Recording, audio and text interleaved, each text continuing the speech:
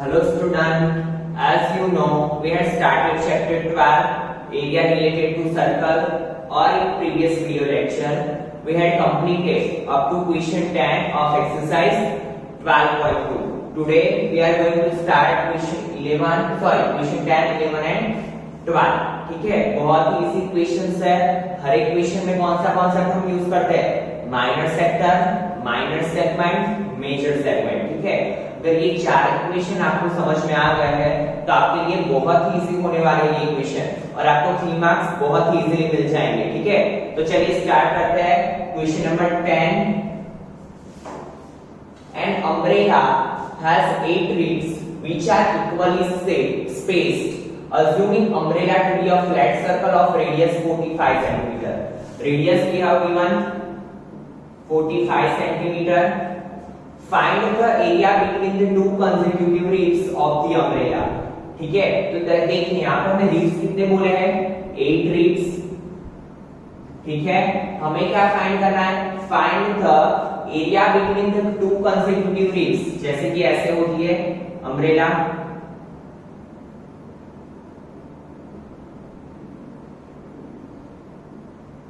ऐसे कितने रिब्स है? 8 रिब्स। हमें ये एरिया फाइंड करना है। ठीक है, तो देखो रेडियस तो है हमारे पास 45 centimetre, but theta we don't have. ठीक है, बट हमें क्या बोला है कि अम्ब्रेला को हमें क्या मानना है? Flat circle. और आपको पता है कि जब भी थीटा हमें ना दिया हो, थीटा हम फाइंड करते हैं कैसे? तो आपको पता है कि सर्कल की डिग्री कितनी होती है? 360 डिग्री। और सर्कल को कितने पार्ट में डिवाइड किया है? How many ribs are there? 8 ribs. तो हमें क्या करना होगा यहाँ पे? 360 डिवाइड बाय 8। ठीक है, तो यहाँ पे करते हैं 360 डिवाइड बाय 8। तो theta is equal to 8 4 are 32, 4 is remaining, 8 5 are 40। Theta क्या होगा? 45 डिग्री। थीटा तो हमें मिल गया। Now what we have to find? Area of minor sectors.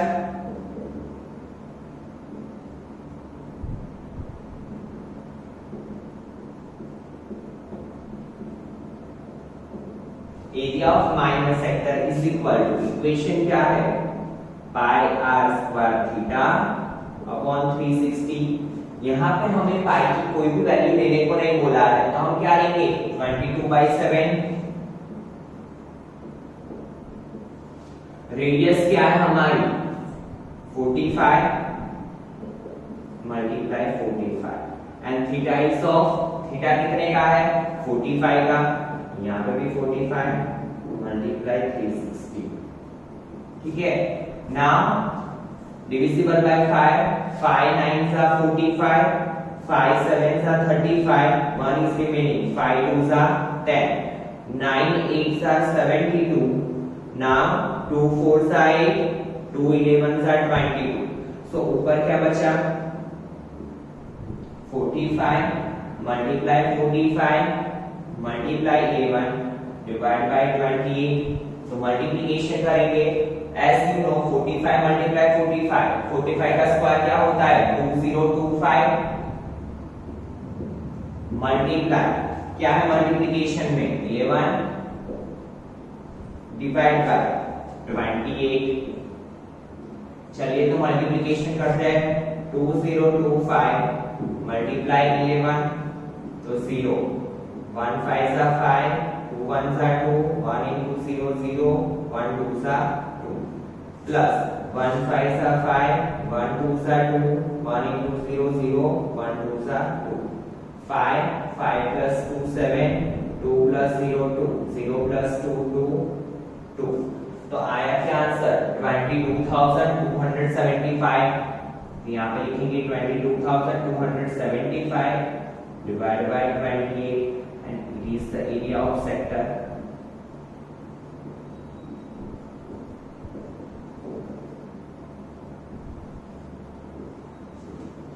फिर से एक बार देखते हैं स्टूडेंट क्या दिया था हमें क्वेश्चन में। देखिए, an umbrella has 8 ribs which are equally spaced.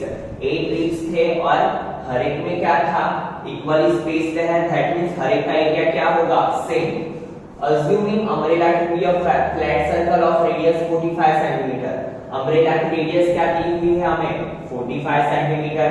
ठीक है, find the area between the two consecutive ribs of the umbrella, and we have to find the area between two consecutive ribs of the umbrella. Theta we have to find, so theta is equal to क्या होगा 360 divided by 8, that means 45. Theta is of 45 degree. ठीक है, now what we have to find? Area of minor sector. We know the equation of area of minor sector, pi r square theta upon 360. Theta क्या है हमारा 45, radius is also 45, तो area क्या मिला 22,275 divide by 28 centimetre square. Now see question number 11।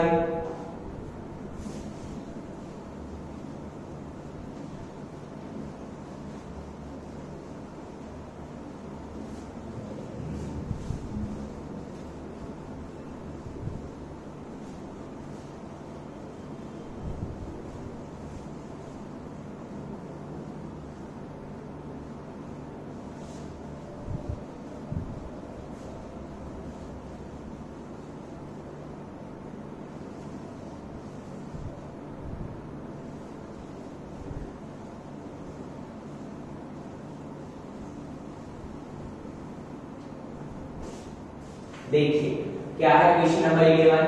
A car has two wipers which do not overlap. Car में दो wipers है, दोनों एक दूसरे को ओवरलैप नहीं कर रहे हैं। Each wiper has blade of length 25 centimetre. Length of blade क्या दी हुई है 25 सेंटीमीटर। नाउ सी स्टूडेंट, आप मान लो ये कार का वाइपर है, ठीक है, जैसे कि ये वहां पे यहाँ पे वाइपर का सेंटर है, वाइपर ऐसे ऐसे होगा, ठीक है, तो ये जो ब्लेड की लेंथ होगी वो क्या होगी रेडियस। तो r इज इक्वल टू कितना दिया है हमें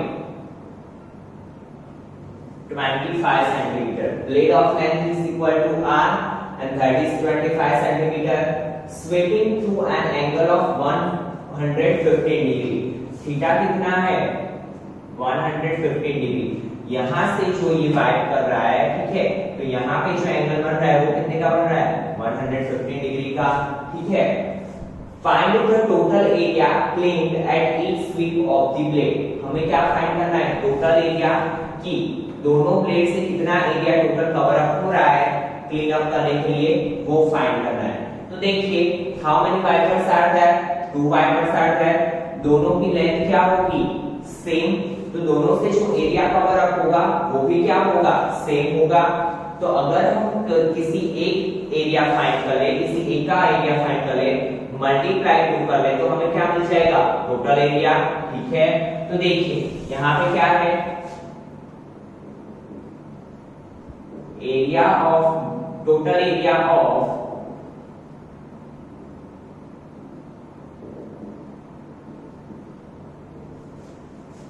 total area cleaned by wiper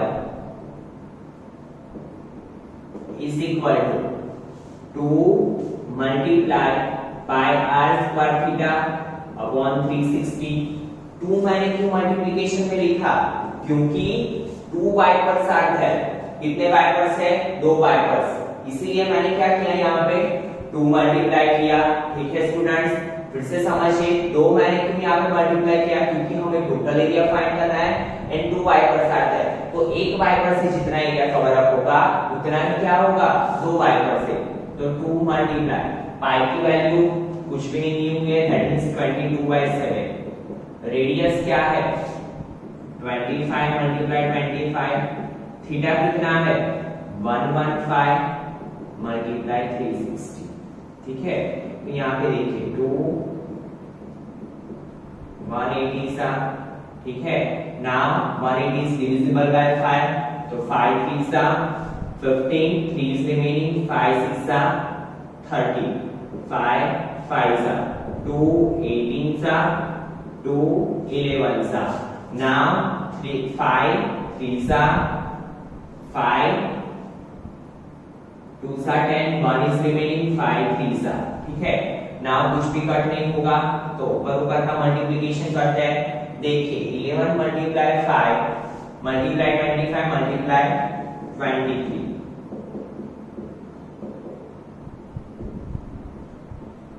divide by 3 multiply 7, 25 5 सा 125 मल्टीप्लाई 23 मल्टीप्लाई 11 करेंगे 0 1 3 सा 3 1 2 सा 2 क्या आएगा 253 डिवाइड बाय 21 ठीक है नाउ सी 253 मल्टीप्लाई 3 1 सा 3 5 1 सा 5 2 1 सा 2 0 2 3 सा 6 2 5 सा 10 carry 1 2 2 सा 4 plus 1 5 5 3 सा 15 carry 1 5 5 सा 25 plus 1 26 carry 2 5 2 सा 10 plus 2 12 5 6 plus 6 12 carry 1 3 plus 1 4 plus 2 6 5 plus 5 10 plus 1 11 carry 1 2 plus 1 3 तो क्या आया 31,625 डिवाइड बाय 21 सेंटीमीटर स्क्वायर ठीक है दैट इज आवर आंसर ठीक है फिर से एक बार समझिए क्या दिया था हमें दिया था a car has two wipers which do not overlap each wiper has a blade of length 25 cm जो वाइपर है उसकी लेंथ दी हुई थी ब्लेड की 25 cm that is radius r is equal to 25 theta कितने का है 115 डिग्री तो हमने यहाँ पे इक्वेशन कौन सा यूज किया total area clip by wiper is equal to 2 multiply by r square theta upon 360 now 2 multiply by की जगह पे 22 by 7 multiply 25 multiply 25 divide by 360 multiply 115 then we got our answer 31,625 divided by 21 centimeter square now see question number 12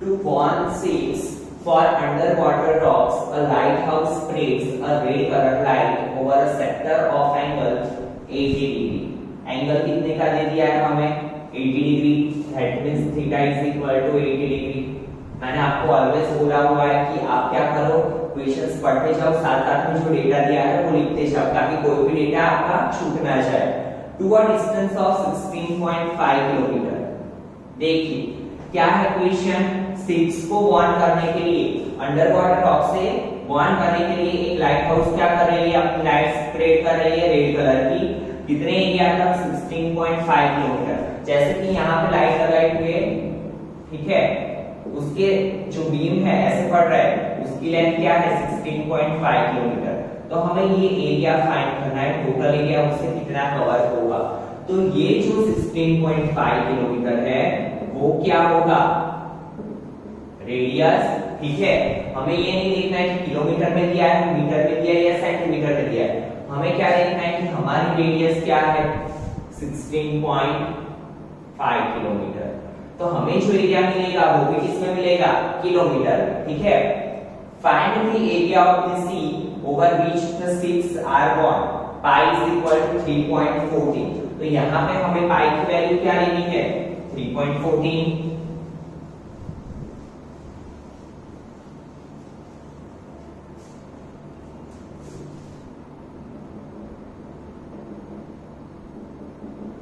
area of sector is equal to बहुत easy है सब चीजें दी हुई है we have to just put value in the equation pi r square theta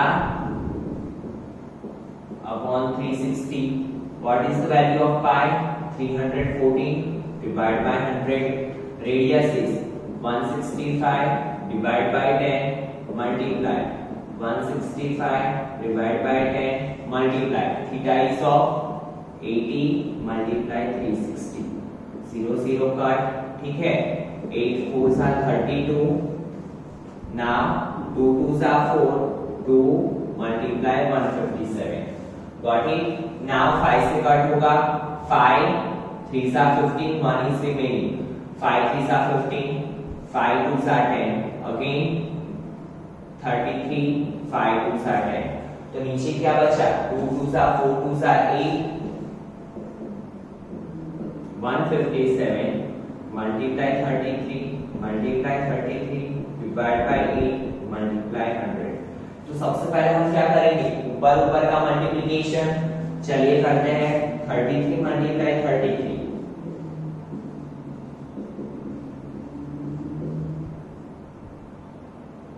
9 plus 9 18, carry 1, 9 plus 1 10, 1089, multiply 157, 0 0, 9 ones are 9, 8 0 1, 0, 9 5s are 45, carry 4, 5s are 40 plus 4, 44, carry 4, 4 5 ones are 5, 7 9s are 63, carry 6, 7 8s are 56 plus 6, 62, carry 6, 6 7 ones are 7, 9 plus 6 15 plus 4 19, carry 1, 8 plus 1 9 plus 4 13 plus 7 20, carry 2, 5 plus 2 7 1. तो answer is 170973 divide by 8 multiply 100. तो हम क्या करेंगे, इसको divide कर लेंगे 8 से, then cut 2 points, 8 2s are 16, 8 1s are 8, 8 3s are 24, 8 7s are 56, 8 1s are 8, 8 6s are 48, 8 2s are 16 and यहाँ पे 5. ठीक है, तो क्या है answer 21371.63 divide by 100. Now 100 is that, तो हम क्या करेंगे, ये पॉइंट को दो प्लेस आगे ले लेंगे, so it become 213.71 kilometre square. और जब भी वर्ड प्रॉब्लम्स हो, एरिया रिलेटेड हो, तो आपको यूनिट लगाना भूलना नहीं है, otherwise your half mark will be cut. ठीक है, देखिए बहुत ही सिंपल सा क्वेश्चन था. To warn a ship for under water rocks a lighthouse spreads a red colour light over a sector of angle 80 degree. Angle we have given that is of 80 degree और कितना area cover up हो रहा है उससे 16.5 kilometre, that is our radius. तो r is equal to क्या था 16.5 kilometre and pi को यहां पे क्या दिया है 3.40 and we have to find the area cover कितना हो रहा है सिर्फ को वन करने के लिए. तो हमने यहाँ पे क्या लगाया, एरिया ऑफ माइनर सेक्टर का equation that is pi r square theta upon 360. पाई की वैल्यू जो हमें दी हुई थी 3.40, तो 340 डिवाइड बाय 100, रेडियस क्या थी 16.5, तो 165 upon 10 multiply 165 upon 10 multiply 80 is the angle upon 360, then simplify किया तो हमें आंसर मिला 213.71. Now see student, question number 14. Take the correct answer in the following. Area of a sector of angle P of a circle with radius r. देखिए we have to find the area of sector जिसका angle क्या दिया हुआ है theta is equal to p and radius क्या दी हुई है, radius is equal to r. और चार ऑप्शन दिए हैं कि इसमें से करेक्ट ऑप्शन कौन सा है. तो चलिए वैल्यू पुट अप करके देखते हैं. तो area of sector is equal to, equation क्या है हमारा pi r square theta upon 360. ठीक है, पाई रेडियस की जगह पे क्या है, रेडियस तो हमें r दिया हुआ है. ठीक है, कैपिटल r दिया हुआ है, कैपिटल r लिख देते हैं. थीटा की जगह पे क्या है p अपॉन 360. तो हमारा ये आ रहा है, देखते हैं कि इसमें से ये कोई आंसर है कि नहीं. देखिए पहले में क्या दिया है p मल्टीप्लाई 2 पाई r अपॉन 180, नहीं ये भी नहीं है. ठीक है, p upon 180 multiply pi r square, ये भी नहीं है क्योंकि हमारा क्या रहा है नीचे 360 और यहाँ पे क्या है 180. देन p अपॉन 360 मल्टीप्लाई 2 पाई r, नहीं हमें तो क्या चाहिए r का स्क्वायर. p अपॉन 720, नहीं हमारा तो क्या है 360. तो देखिए हमारा ये आंसर इसके साथ कहीं पे भी मैच नहीं हो रहा है. तो हम अपना थोड़ा लॉजिक यूज करेंगे. देखिए हमें क्या चाहिए r स्क्वायर.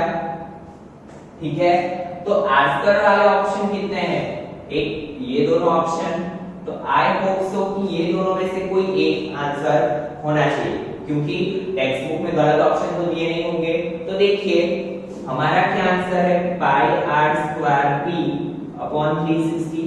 मैंने देखा कि यहाँ पे देखिए ऊपर भी 2 है, नीचे भी 720 है, तो अगर हम 360 को 2 से मल्टीप्लाई करें तो इसका क्या हो जाएगा 720, और यहाँ पे 2 से मल्टीप्लाई करेंगे तो यहाँ पे क्या हो जाएगा 2 पाई आर स्क्वायर पी। तो देखिए 2 pi R square multiply P upon 720, और अभी हमारा आंसर जो है वो ऑप्शन डी के साथ मैच कर गया। ठीक है, तो स्टूडेंट्स काफी बार क्या होगा कि आपको ऑप्शन में थोड़ा आंसर ट्विस्ट करके भी देंगे, ऐसे मल्टीप्लाई या डिवाइड करके भी देंगे, तो आपको जल्दी में ये नहीं सोचना है कि मेरा आंसर नहीं आ रहा है। ठीक है, आपको कभी भी ऐसा ट्विस्टेड आंसर दिखे तो आपको क्या करना है, एक बार ऐड करके या सब्ट्रैक्शन करके या मल्टीप्लिकेशन या डिवीजन करके देखना है कि शायद से रिड्यूस फॉर्म करके दिया हो या मल्टीप्लिकेशन करके भी दिया हो। ठीक है, तो आपको ये चीजें भी याद रखनी है, क्योंकि ऑब्जेक्टिव्स आपको ऐसे काफी सारे ट्विस्ट करके देंगे, तो आपको ये चीज ध्यान में लेनी है। तो इसी के साथ आज के लेक्चर में इतना रखते हैं। आज के लेक्चर में जो हमने क्वेश्चंस किए स्टूडेंट, वो सभी किस पे थे, एरिया ऑफ माइनर सेक्टर पे। ठीक है, और जैसे कि मैंने आपको पहले भी बताया था कि अगर आपको एग्जाम में कोई क्वेश्चन आउटसाइड टेक्स्ट बुक का मिल रहा है और आपको समझ में नहीं आ रहा है, तो आप क्या करके आओगे, एरिया ऑफ माइनर सेक्टर को आपको फाइंड करके आना ही आना है। ठीक है, ताकि आपको उसके आधे मार्क्स मिले। ठीक है, तो आई होप सो कि आपको एरिया ऑफ माइनर सेक्टर का इक्वेशन लर्न हो चुका होगा। ठीक है, तो अगर नहीं हुआ है तो उसको 5 टाइम्स लिख के भी लर्न कर लिया करो, ताकि एग्जाम तक आपका एकदम अच्छे से क्लियर हो जाए। तो आज के लेक्चर में इतना रखते हैं। Next lecture we will complete your question number 13 and start exercise 12.3 that is also based on equation, this equation. उसमें भी कोई नए इक्वेशन नहीं है, सिर्फ यही इक्वेशन का यूज हमें करना है। ठीक है, तो अच्छे से इसकी प्रैक्टिस करते रहना। Thank you students.